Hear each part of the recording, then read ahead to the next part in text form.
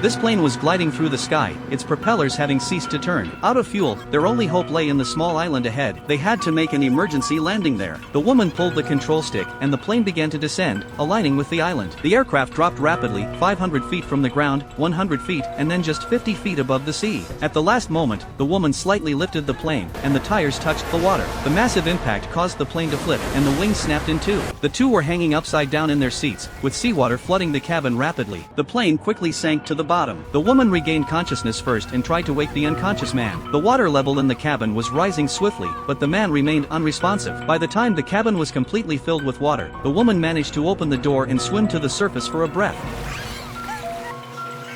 She took a deep breath and dove back down, discovering the man trapped under the wing strut. She put a life vest on him and used all her strength to free him from the strut. Pulling the inflation valve on the life vest, it quickly expanded, carrying the man to the surface. The woman also swam up and dragged him to the island.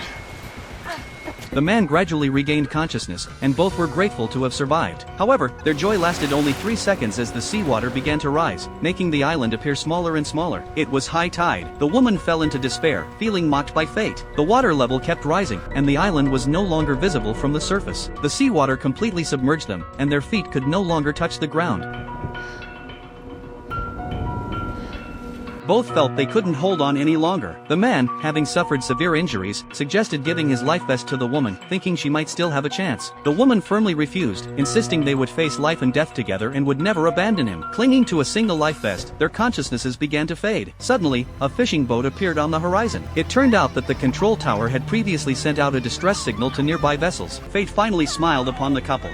The fishing boat spotted them, and they were rescued. After surviving this life and death ordeal, the two decided to let go of past grievances and never be apart again.